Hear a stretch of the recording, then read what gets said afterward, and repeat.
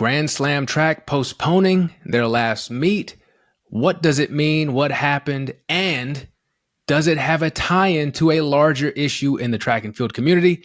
Coach Herbert Johnson is here to discuss it all with me. But first, the intro. Welcome back to Beyond the Arc with Brandon Silvers. As always, I am your host, Brandon Silvers. And as always, at least recently, I am proud to be sponsored by Turn the Page Travel. You want to write your next adventure? Check out turnthepagetravel.com, page spelled like Becker's. Take the stress and hassle out of travel with little to no cost to you. Turnthepagetravel.com. Speaking of people who sometimes travel, I don't know if this man travels at all, actually. But I couldn't have a track and field episode without Coach Herbert Johnson of the Herbert Johnson Track and Field Academy. Coach, how is it going? Do you travel? I do travel. I try to limit my travel within a 3-mile radius at any one time. Park myself, find a hotel, whatever eating spot, see what's going around there, and then get some sleep, and we travel like that, which takes a long time to go cross country or even just to go up the East Coast, but it's more fun for me because falling asleep at the wheel or just getting tired sitting in that chair that's not my idea. Less than ideal. All right, Yes. well, let's get into what we're talking about today. So this was originally supposed to be a Grand Slam track recap. We did the episode previously talking about the issues with Grand Slam. They had changed some of the format. We're going to get into what we thought of the format change they made for Grand Slam Philly.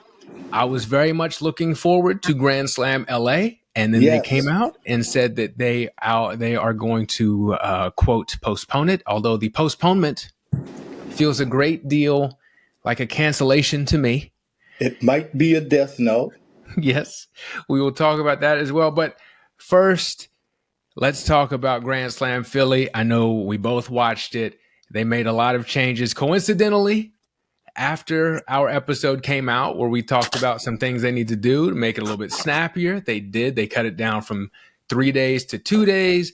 That did, unfortunately, require them to get rid of one of the distance events, but something had to go, I guess. So they went to 2 days, Grand Slam Philly.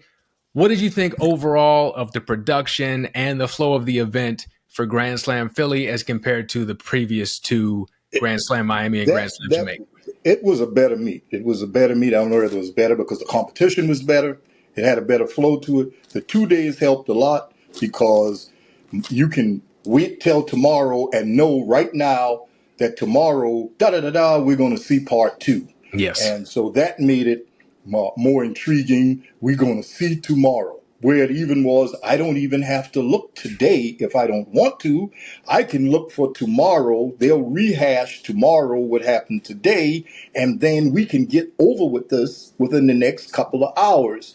They didn't spend 500 years talking. They did spend some time before they get going. They refuse to understand that you're not the NFL, and the people that you're talking to expand the sport general, they're not track aficionados when you're trying to expand it. So you don't need to talk about everybody's race before the race. Just talk about the main characters that you figure everybody knows. Sidney McLaughlin. Some people have at least heard about Banderas because he's tried to make himself a character now.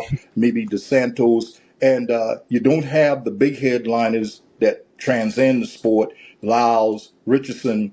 But you have some new people that have just come out. Jefferson Wooden has come out and made herself a name for herself. And Kenny, like I said, Kenny Bednarik. Santos is having a great time, and they're stacking up chips. And so that was a much better production. Some of the things that they still refuse to do yet about changing the camera angles right at the height of the race coming into the straightaway.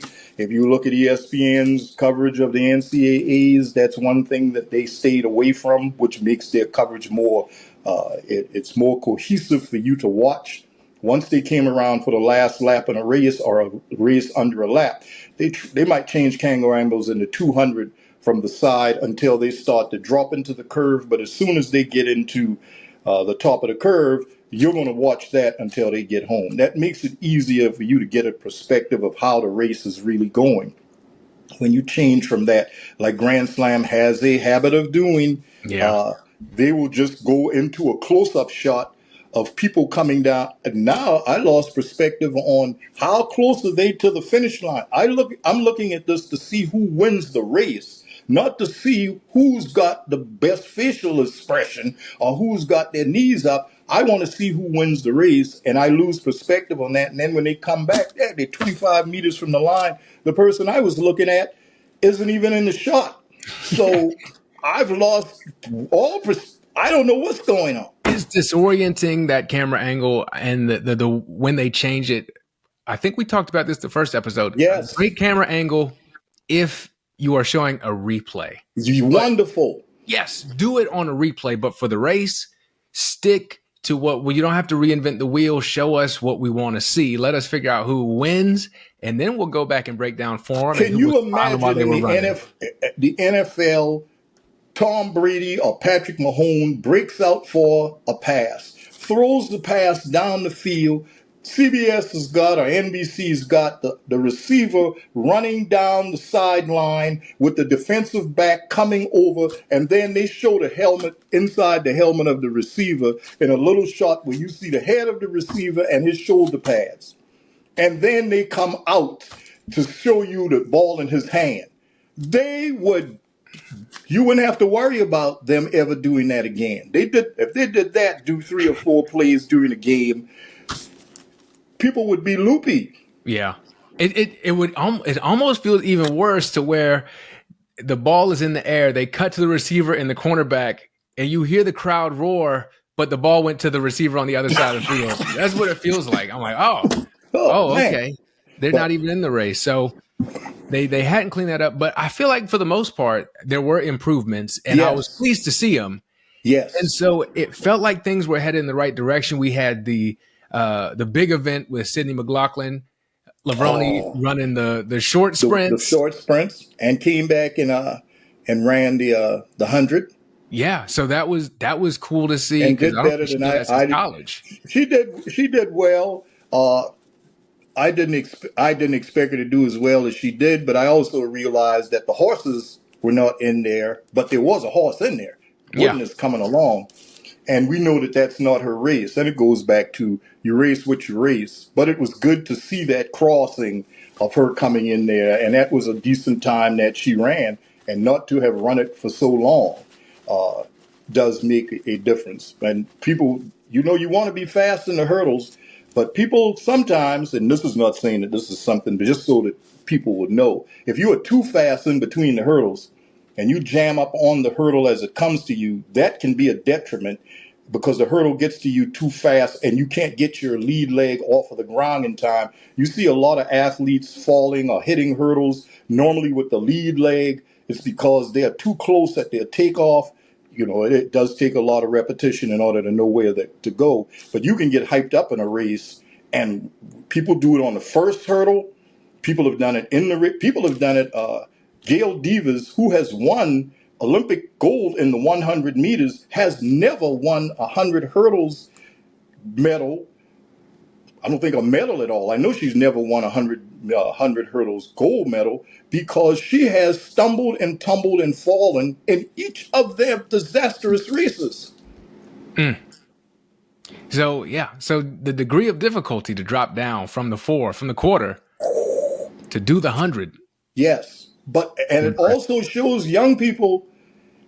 You see how many quarter milers can run the 100, and how many 100-meter athletes are in the 200, but quarter milers are eating them. And then you listen to the athletes talk and you realize how many of these athletes throughout their career, when they were in college or they have started on relays for their national teams, they run the 4x4. You can't run the 4x4 if you don't have 400-meter training at some place along the line. So you sprinters, 100, 200, who think that you're good, but you're not going to run quarter workouts, and coaches who are not having them run quarter workouts with them until a level of 800 workouts, which we're not going to get into because I don't want them to stop listening. But the quarter workouts is important that you see how important that is to your development and recovery, that these world-class athletes are able to run at the top space on a Friday and come back on a Saturday with 1 day's rest and run another incredible race. Yes. That takes stamina and recovery. And speaking of stamina and recovery and skill, my production skills with this show, I just checked.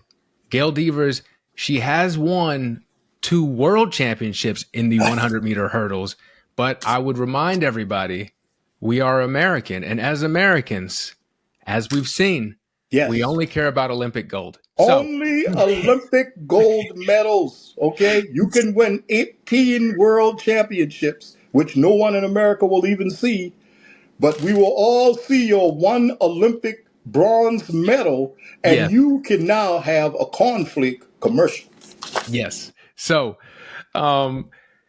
with that, you've got this big Sydney McLaughlin-Levrone event. You got obviously the big names we talked about with the Gabby Thomases and the Kenny Bednariks.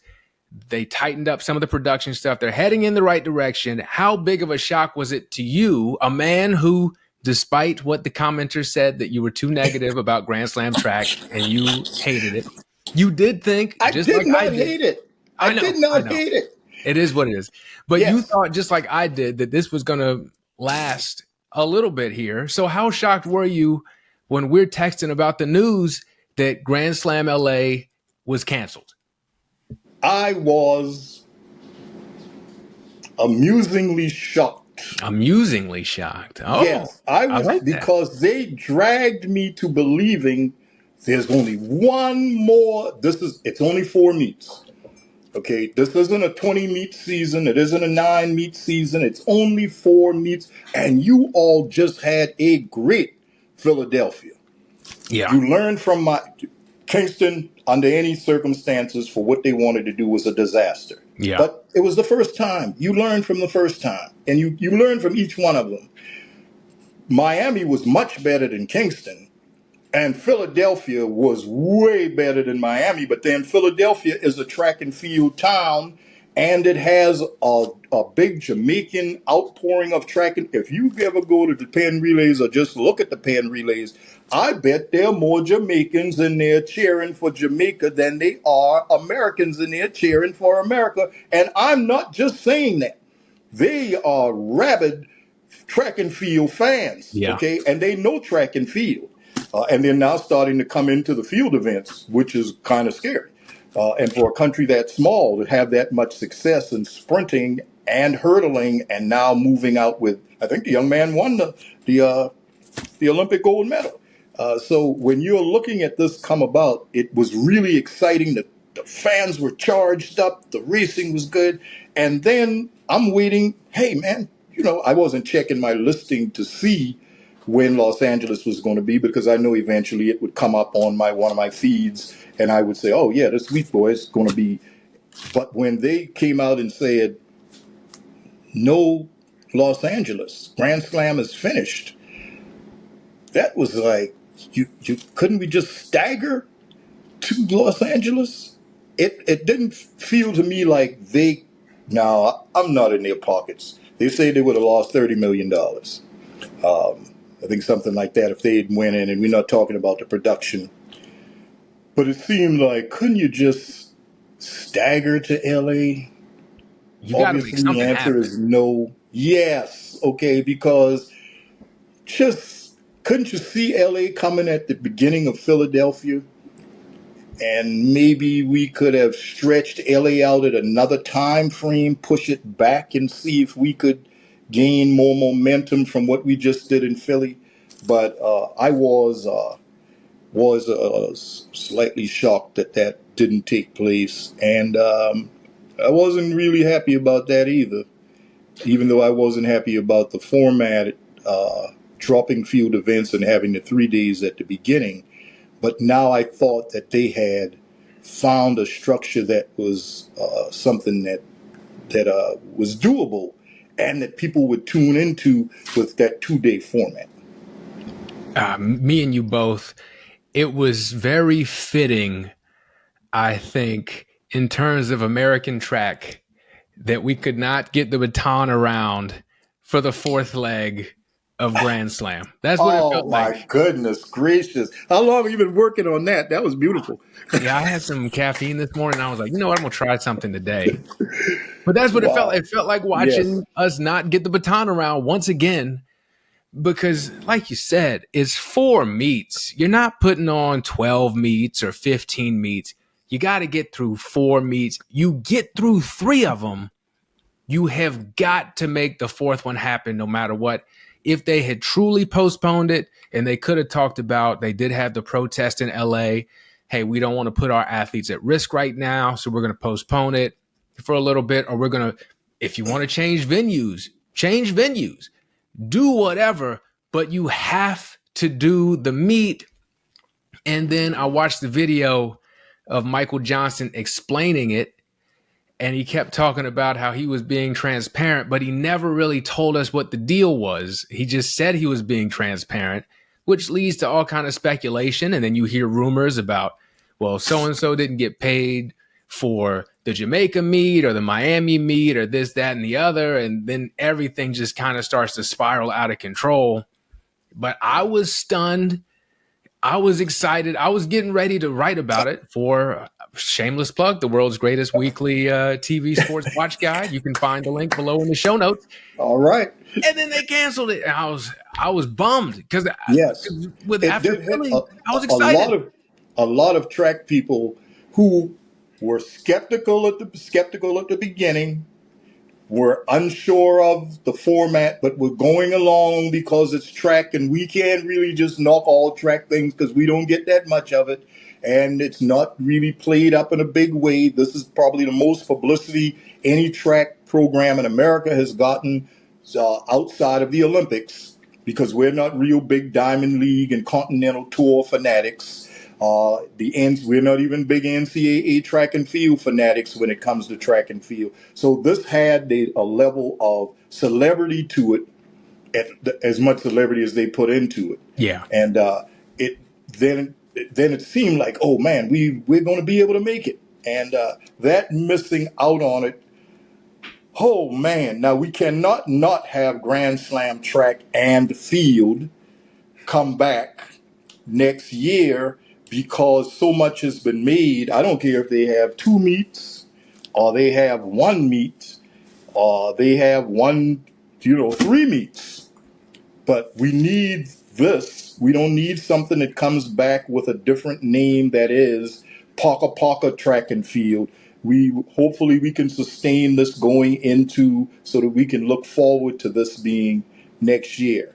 I don't know how their money, as far as the people who are putting the money in and listening to the revenue that they were going to lose, you kind of sit there and say, on this field of, that's not even an NFL football wide receiver's salary for 8 games.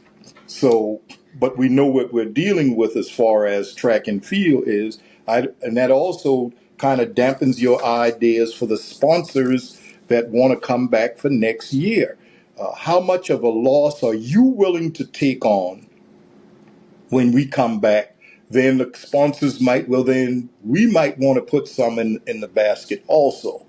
But we'll see if it's able to generate itself. We know that they weren't able to get Noah Lyles and Sha'Carri Richards and some of the other athletes that we would say Duplantis to come on board.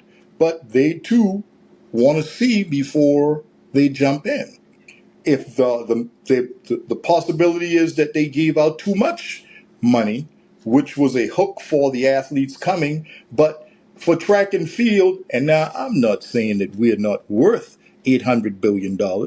And when you look at the amount of time on the track, and I think we went with that before, how many seconds they run divided into how much money they're getting, track and field is probably one of the highest paying sports in the world. So you Dollars per don't play second. 3 Yeah. hours. You practice like everybody else. You don't play for 3 hours. You run the 100. If you ran over 10 seconds, normally we say you're a bum. So you have to go out and do that. if they had chopped their money down, and I know they wanted it to be grand, but when you have a diamond league where the athletes were only getting $10,000, was it necessary to have $100,000 for the winning at the end of each discipline? On hindsight, maybe not. But that's hindsight. At the Yeah. time, it did make it sound like it was achievable, and it did pull some more interest that was going to happen. So hopefully they're able to pull something together, but they're going to have to get some more restructuring, And and they they're going to did have to say, let the field events in. they did I'm just say telling that them. they did say that Michael Johnson did say they were bringing in more investors and everything. I do have questions about how much the athletes were getting paid, not because I don't think athletes deserve to get paid as much money as possible, but when you're doing a startup thing like this, money is tight. You want to make it sustainable. Also, I do not know in the current landscape who is the big track and field draw. Because we talked last time, Sydney McLaughlin-Lavroni, kind of reserved personality, not really bringing a ton of eyeballs outside of, like, you do want to see, you want to see, if you're a track person, you want to see what impressive thing she does next. But is that going to bring in the casual fan in a non-Olympic event with the way she kind of is reserved with her personality? I don't know. Same thing No, with everyone else. Yeah, same thing with the other athletes. Like, Sha'Carri who would bring them in? Richardson. Sha'Carri Richardson is the only crossover. Now she is toned down because they wanted her to tone down because they said you're going to make more money if you tone down some. But they can still have her on her edge like she is, and she can pull the sport. Noah Lyles is a big name, and once again, we go back to people who are in to track and field. You go out and say, "Hey, man, Noah Lyles got hit by a car. Oh my goodness, I'm sorry, your cousin. Man, we'll pray for him." They have no idea who it is. They might not have any idea who Sha'Carri Richardson outside of the how she cusses into the camera when she was coming up. So I would say for her that she probably could carry a mantle if they would bring her before and let her lead, if she would even do it, because a lot of these people, their teams are not sure. They have a young lady now with Wooden who is coming out, who is a new star on She's a the star. make. Yeah, You for could have sure. jumped on, the sport can jump within her. South Carolina girl from Georgetown area, Carver's Bay High School, went to Coastal Carolina, started to blossom, got into the Olympics, won a gold medal on the 4x100 relay team, and is now beating the brains out of some of the world's greatest spinners in their specialty. That's a story that could move. Too bad we don't have Jim McKay and this wide world of sports. But this is she's a possibility. But right at the moment, you do have a problem because there is no Carl Lewis name synonymous. There is no Usain Bolt name synonymous. There is no Jackie Joyner Kersey name synonymous with what's going on, so that people come to see what they're going to do. So that leaves us where we are now with a sport that is fighting itself. Diamond League is fighting with Grand Slam, is fighting with I don't think anybody's fighting the Continental Tour because you know what level you are when you're on the Continental Tour. IAAF, World Athletics, is now still trying. We have no sheriff, and we don't know from week to week. The Olympic champion, Alfred, was running, I think, in Oslo. Did anyone know the Olympic champion in the 100 for women was running in Oslo and had just dropped, I think she dropped a 1078 outside of Wooden dropping a 1075. Wouldn't we like to see them hook up and see what's going to go on? But at the moment, we're trackers usually at this time with the European circuit. And the Europeans and the Asians are well knowledgeable about track and field. They can fill a stadium. Grand Slam in Europe, brought on with European ideals and stars Dina Asher Smith and some of their stars there with some of the, because it's anti-American in some instances when it comes to sport. The Europeans, the Asians and Africans are running America. That's what it is when they're running now. It's who is going to beat America off of this group. So you get a lot of fans that love track and field anyway. And now they have this in here, and now you can turn the heat up. You can make some money. Americans have not, even though they participate in track and field sport wise in high school and more than any other sport except for football, and only because you need 10,000 people to play, is on the women's end without cross country the most participated sport by itself in high school. How can you not commercialize that and market that to be on a television that doesn't move into college sports as well? I don't understand that. Yeah, it is truly unfortunate. And a point that just came to my mind about Noah Lyles, I would say he is not a draw at all for the casual fan, because I think the casual fan, what they know about Noah Lyles, if anything, is almost completely negative just because of how he is. I think that if you're not tuning in to watch, I'd never seen a track and field, an American sprinter who was a gold medal contender, won the gold medal in the 100 eventually, but a gold medal contender. And that many Americans tuned in basically to watch him lose. It felt like we were like, the hell with this country. I mean, most of us are like that. We're already fed up with the country as it is. And we got to pull for Noah Lyles on top of it. Oh my No. goodness. Look, So he didn't help himself by that's all. pulling You could out. end the sentence right there. He didn't help himself. The Noah Lyles story. Yes, yes. And pulling out of this race with Tariq Hill did not help at all, where you have these stupid people. Well, I call them stupid, and I know I'm just throwing out stupid as being they understand, but they want to get ratings.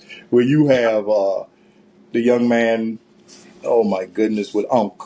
I forgot his name at the moment. Shannon Sharp on Oh, his Lord, show. yes. And you have people that are, oh, he's afraid to run, and he came out with. Look, let me tell you, people, outside of the first 40 meters, Tariq Hill doesn't have a chance of running most of the best high school sprinters in America. I'm just going to tell you now. Yeah. When those guys are down there at 10-2, 10 flat, 199, and they're in high school in America, I'm not talking even about the world.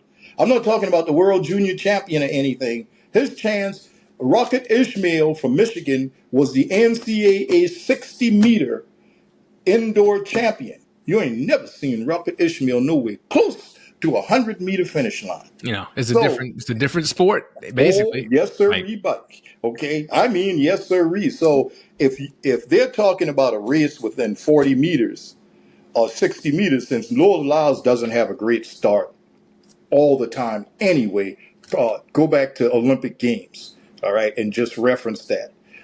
Noah Lyles doesn't go back to any race Noah Lyles has won. He's not the greatest of starters. But if at 50, 60 meters, Noah Lyles is still like a half a meter behind you, or he's on the side of you, then kiss your clock by. you are in Because, trouble. yes, you are You're going to done. lose. Similar to Usain Bolt, also not a great sprinter, a great starter. But when you're that tall, it takes you can't just crank out step for step. And something that a lot of people might not even know, but if you coach a long time, you kind of see it, especially on the collegiate. Now, girls at 30 meters will probably beat most of the boys you've got on your team out of the blocks at 30 meters. They're shorter. Their feet are going to hit the ground faster on a normal cadence. By the time your young men get their feet down over 30 meters, I'm going to tell you, they're going to have to scuffle. Now, after 30 meters, when normally the taller, more powerful young person, but inside 30 meters where it becomes explosion, control, acceleration, and cadence, look out. So it wouldn't be shocking that if they have a race, like I say, under 60 meters, that Tariq Hill could be in the race and win. We haven't seen a lot of races where Noah Lyles is in the lead at 60 meters No. anyway. Yep. But outside of that, if they're actually going to run over 100 meters, then don't bet the farm on that. Just don't even bet anything. Just shake his hand and say good try and go on about your business. But Yes. He is not the standard, which is like you have praised it, for an American, even in America, to be the fastest man in the world and not be able to back it up with any public dang applause is very unusual. It is rare. Like the first American Olympic gold medalist in the 100 Since, since. I mean, since, okay, I gotta man, start. I since, gotta do one of yes, these to remember. yes, all right. So And no, should be famous. And all he talks about is how he's not famous, but there's no look in the mirror. Maybe this is why I'm not famous. and So Adidas will not give me a shoe. yes, and another point on that is he uses a lot of people who are on the Adidas shoe roster who make a lot more money than Adidas, who make a lot more money for Adidas, and insults them. And if I'm Adidas and I'm paying someone, Anthony Edwards, whoever, all this money, I don't want Anthony Edwards mad at me because I got this other athlete talking all kind of mess about him. So How I'm do not going to give you? Noah Lyles a shoe. How do you? Whatever football team, baseball, basketball team you are on as an athlete, and you bad mouthing the owners. Yeah. Now, how I does wonder that? why you can't get a shoe. I Does wonder why. common sense enter into this? What are you thinking?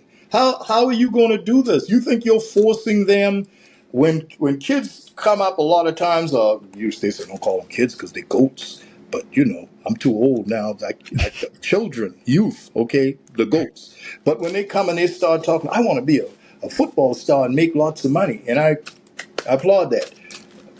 Get your education while you're doing it, but Yes. be the owner of the team.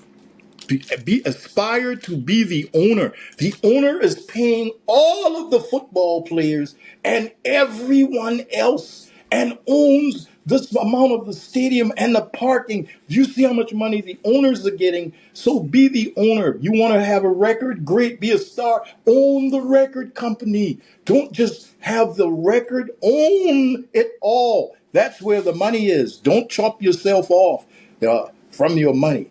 Just a little throw in there. Noah Lyles Yes. isn't going to be close to owning anything or chopping off. And it is good that Michael Johnson, I don't know how much of an ownership stake he's got in it, actually, if we looked at it and they had it broken up into what percentage. But it's good that he attempted it, and maybe we'll have some more of it. Hopefully. And I will Yes. say before I get a bunch of comments, Justin Gatlin won the 100 in 2004. We know this. We're making jokes. We know track and field. But Oh, my goodness. moving on All to right. something that I think is a And you all large. didn't like Justin Gatlin either. That's You true. did not. That's true. So Okay. moving on to something that I think that you are specifically uniquely qualified to talk about because Oh, my you goodness. started as a sprint man and That's, now you yes. are the throwers coach, coaching silver medalist, Olympic silver Yes. medalist Raven Saunders. Yes. We Went to saw this. Paris. We coached her all the way to Paris there. Won the U.S. silver championship medal for the shot put at the U.S. championships. Got to Paris. Finished 11th. Not what we wanted, but we got there. And that was a big thing, especially after her being off for so long. And I'm very proud of that. Proud of her. Proud for all the support you all gave us because you knew how, oh my goodness, boy, you know how. Yeah, it was something. So I think you are uniquely qualified to talk about this larger issue within the sport that affects Grand Slam. We're seeing it now with the new college athletics ruling coming down, Ooh, where they're wow. cutting track and field programs down. And they're almost always starting with the field events being cut, whether it's with this NIL stuff or Grand Slam didn't even bother having the field events. So the rest of the world, as we were talking about before this started, calls this athletics. In America, we call it track and field. Yes. Can you have track and field as not the pair of track and field? Can you just have track or can you just have field and be Oh successful? my goodness, Brandon, boy. In my heart, you cannot do it. Okay. I know what we were talking about. In my heart, you can't do it. You can't have track and field and not have the field part of it. But having been to so many high school track meets and see the amount of people that come over to see the field events, and I'm not, the throws are just by themselves. Yeah. Shot put and discus, half of the time they put them outside the arena that they're having. And once you put them outside where the people are not forced to see them throwing the shot and the discus, man, you might never, you just got some family members that were able to get there. And if you were to actually count the actual athletes and move them aside and see the actual people that came and the coaches that came to cheer for the athletes, including members of their own team, there's no one there. There's no one there. And I believe you can't have that, but I wouldn't say that that's not going to be what is going to happen. And how much would it hurt the shot? It would hurt the discus and shot. It might be a good thing. If shot, discus, hammer, I don't think they want to really move the long jump, but if the field events just moved away and found their own group Yeah. and did their own thing, as opposed to just being the black sheep of the other events, because you can fill up a stadium to a certain size, especially in high school, if you run the 4x1, the 100, the 1600 mile for boys and girls, and the 4x4. And I can probably have that. And I wouldn't even say high jump, long jump, and maybe the pole vault, maybe, but there, let me tell you, there isn't that much people into that either, because the length of time it takes to get the pole vault done and the moving of the standards back and moving it up and running. So with those 5 events, you probably could have a track and field meet. They have it in it, that thing where they build up in Atlanta, or they go to Chicago and they just put the runway out in the middle of the street and people come and they put that on television. Do I think that would survive? Yes.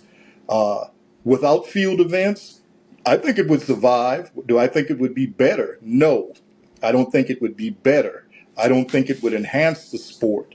And it would force field events to have to find its own niche, as to maybe field events could live separately from track and field more than track might realize, because it's less money for you to put on a field event and you can put it in a contained area. See, if you have outside of, and they do have indoor discus, in Europe they have it, and in some of the American, there's a facility I believe in Ohio where they have indoor discus also. But when you're coming on the season where you're going to have shot put, weight throw, and you've got that going on, then you can put that with long jump, high jump, pole vault, and triple jump. Have that in a confined state, in a confined location, that even if you just had a high school gym and you were able to actually cordon that off like an indoor facility like they have for hockey, then it becomes a sport that is contained, it's easy to see, and you could build up a crowd similar to arena football, smaller grouping, more people can get in and actually see the circus going on. Oh, look over there, it's a long jump. Oh, they're getting ready to jump. They turn the thing. Oh, that's what they jumped. Oh, look over there, it's the shot put. They just did that. So it's all confined right there. You don't necessarily need 400 meters of track, but it would have to be something like that. To our track elders, that's sacrilege. That it's not. But we're going to have to live in a sacrilege world after what happened here over the last week, which did not just happen. If we remember, a few years ago, Clemson dropped their whole track and field team, male and female.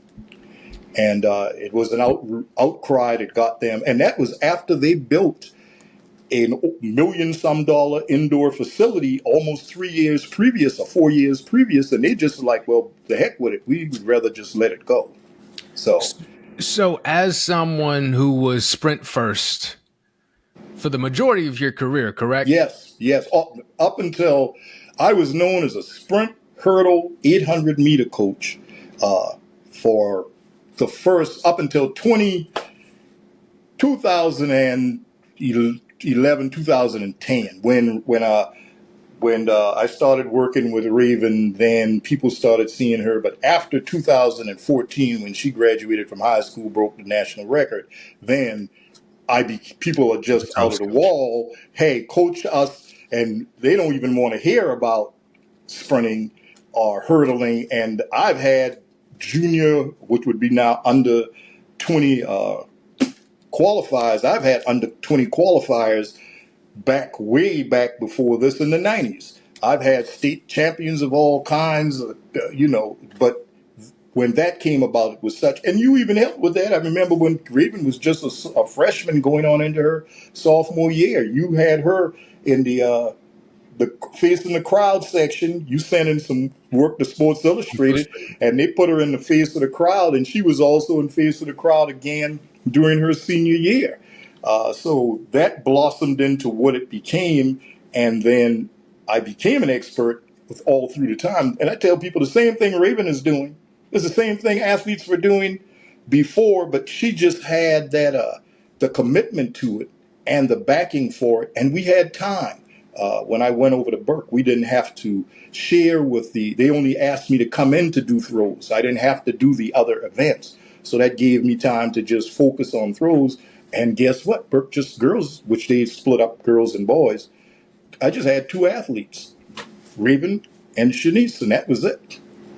So, as someone who was sprint first for the majority of their career, what is it do you think that the general public or the TV people or the powers that be is missing about the field events, specifically the throws, if you want to keep it there? Because to me, it They, seems like it should be entertaining. I'm entertained by it, but just removing my biases away from it, who wouldn't want to see how far someone can throw a weight? That well, we seems know like that they something we do. would like. Strongman competition comes on ESPN. They come see that. Hatchet Yes. throwing, barrel rolling, lumberjack competition, Omega ball. I mean, if you're looking at soccer, and I have nothing, yes, I do. I don't look at soccer a lot, probably hardly at all. I know you love soccer. And the score is 3-1 or 2-1. And you sat there for 3 hours to tell me you saw an NFL football game and the game was 14-7, or really it would be 12-6. People would burn the TV down. Okay? They're So not what is the sitting there for no. disconnect? So you can advertise and market anything into existence, or you cannot advertise and market into existence. On the high school and college level, most college teams don't even have throws coaches.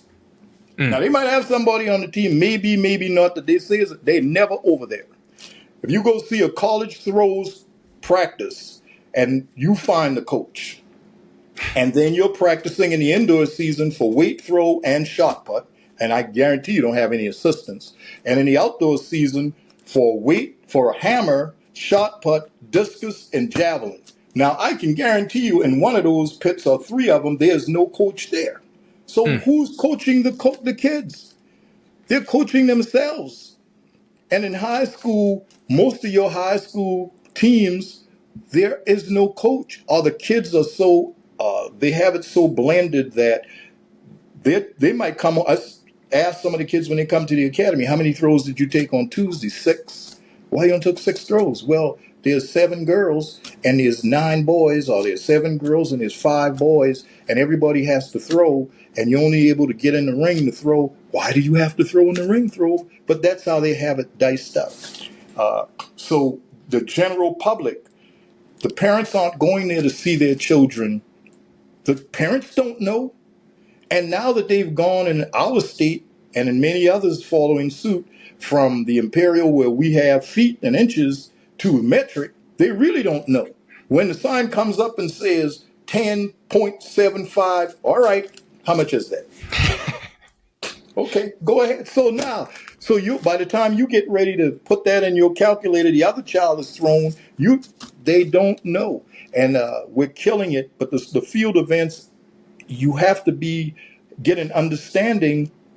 It's just how far that person jumped past how far that person jumped. how far that person ran past how far that person ran.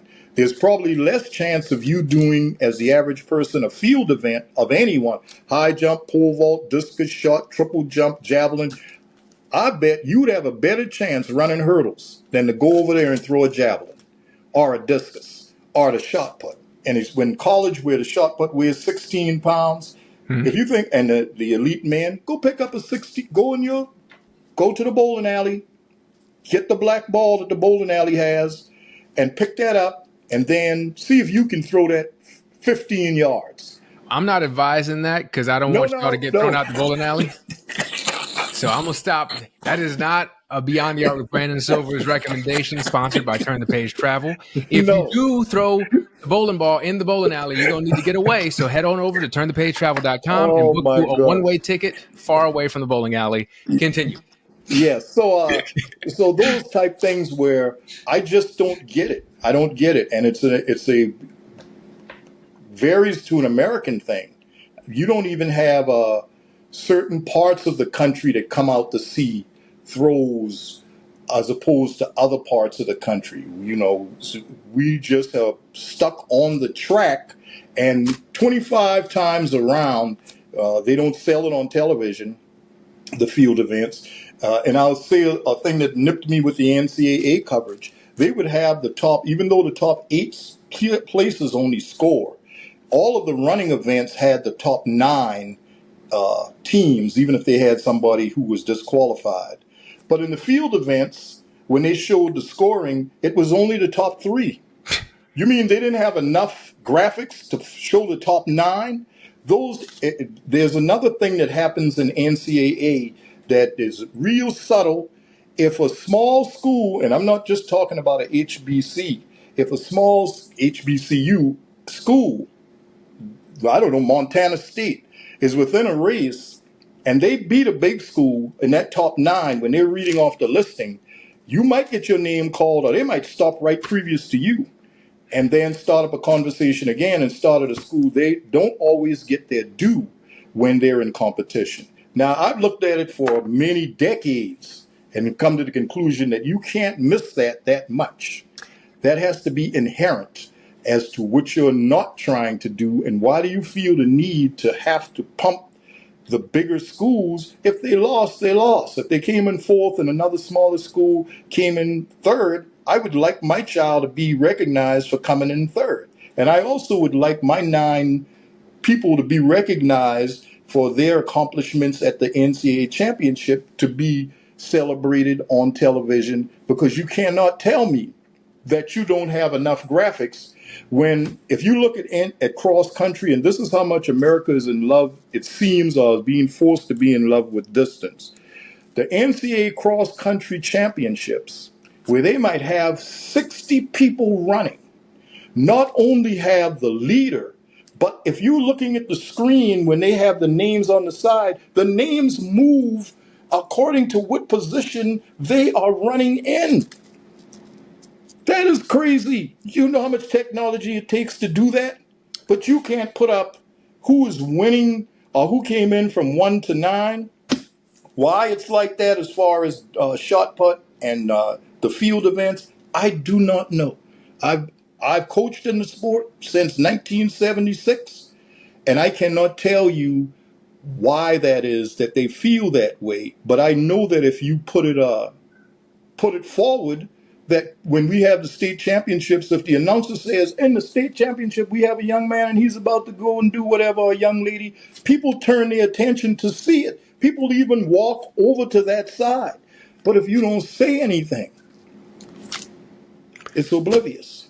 So I'm wondering, the more you're talking, because you notice that, like with any coverage, rarely is a field event on the big screen. A lot of times they'll do something picture in picture and put it in the small screen too.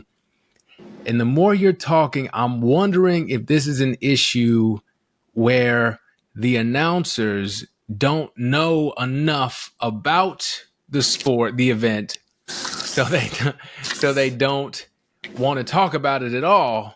And so it's easier to just ignore it rather than learn about the sport and be able to talk about it competently. Yes. Okay. Okay. Yes. Yes. Because if you get the right people talking about it, it becomes exciting. Even if you didn't know what was going, if you didn't have, because once again, it's only who's in the lead. Now, I might need a different type graphic to show, like a graphic of the field and show me where that last ball hit on the graphic so that you can see where the ball that's leading it hit, and you can get a graphic detail of seeing who's in first, second, and third, because you actually don't get perspective from the television screen as to the distance. Like curling, I had no idea the distance until I actually had the opportunity to see how far apart these people actually are. So you don't get to see that these people are jumping two car lengths, put two Cadillacs together, and these guys are jumping. Just take a tape measure and measure off 27, 28 feet. Go in the triple jump and measure off 60 feet. 60 feet is the world record for the triple jump. The average triple jump competition, the elite, is going to be around, for male, 55, 56 feet. Take a tape measure, pull it out to 55 feet, and then take 3 hops and see if you get over there. That's Take from a like, tape measure and go 20 feet up. That's the basketball rim is at 10 feet. Do 2 basketball rims, and Mondo Duplantis is taking a pole and he's going across 20 feet. I was gonna say the triple jump. That's like shooting from the opposite 3-point line. It is So crazy, but no one is saying it. Yes, from the okay, so one free throw line back to the end of it's out like of the one back. 3-point. Yeah, if you're shooting it from the opposite 3-point line across the court, it's beyond half court for sure. Yes. So I don't because it would be to me with when I think of the shot put in particular, and you could do it with any of the throws. Like the first thing that comes to mind is if you watch a baseball game now and you see someone hit a home run, they're going to give you the exit velocity, the launch angle, all this stuff that I'm really into. So I have not seen this on any of the throws competitions where they show me the launch angle and like, well, if the launch angle had been this, then it would have gone further, or oh, she nailed this throw, this, that, and the other based on the launch angle. No one shows me that, but that would be About interesting to me. about 15, maybe 2 Olympics ago, when Valerie Allman had just started coming on, I think NBC had a small graphic that told you the release velocity of the discus at the time it left her hand, which to all throwing events, the velocity of the implement at the time of release is, of the three, angle and height.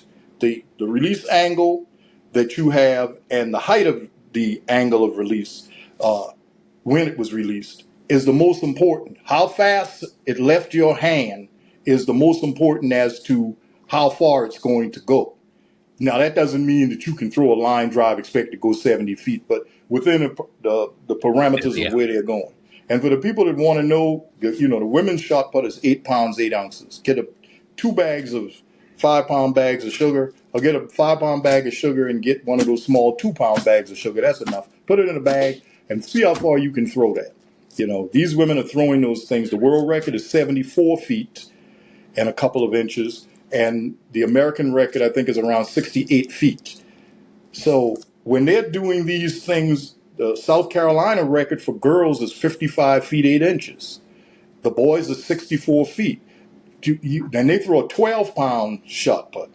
So when you're doing these incredible feats of strength, but you don't have a person that is telling you what it is, you want to see how go pick up a shot put one day. You at a track meet before it starts, you see the kids standing up there usually talking when they should be doing something, but they're not. Ask them to hold a shot. Just grab one. The women and the men and the boys. Just grab one. You go to a track meet, ask a elite thrower or a college thrower to let you hold it. And just grab it and see. And the funny thing is, when you grab the javelin, you're going to think you could throw that 100 yards. But throwing the javelin, it would be the equivalent of throwing a straw.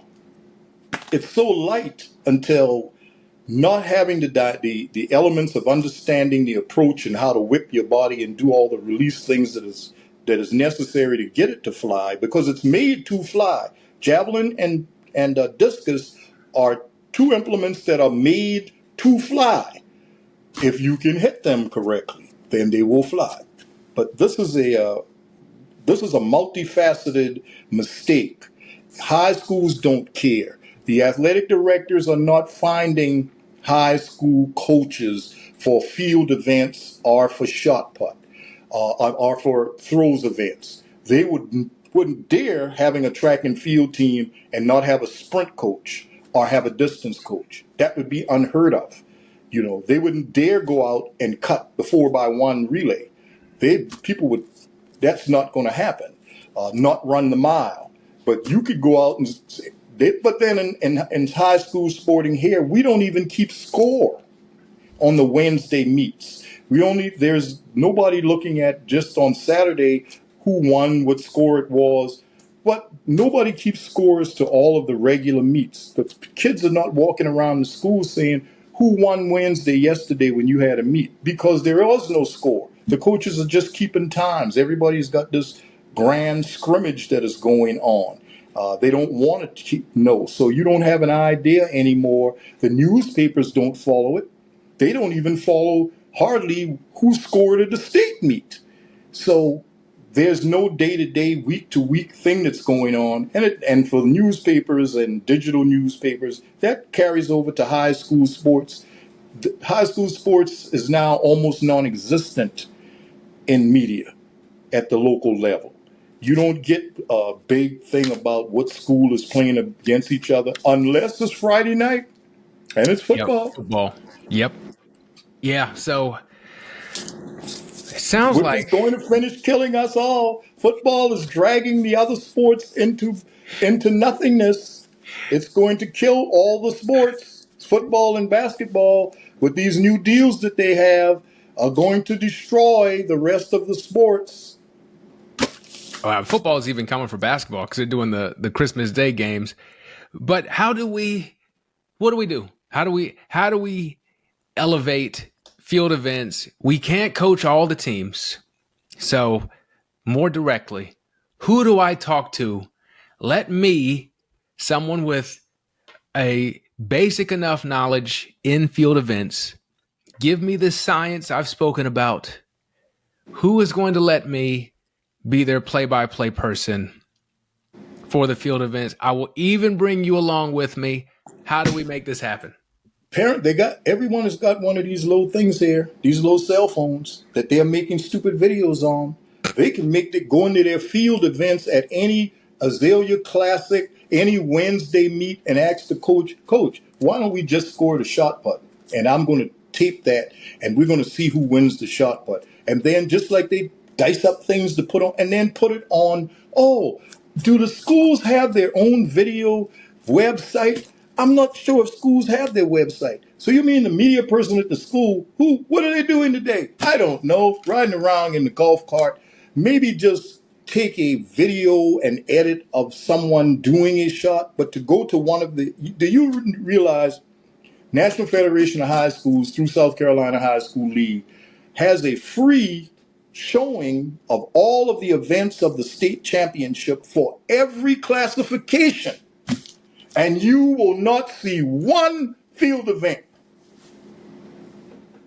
They will show every event in the state championship. Go on Mile Split, South Carolina Mile Split, or South Carolina Runners, and pull it up, and then pull up the video when you get to the state championship, and you find me a field event. You know the only time you see the field event is when they're going around the track and the camera passes by.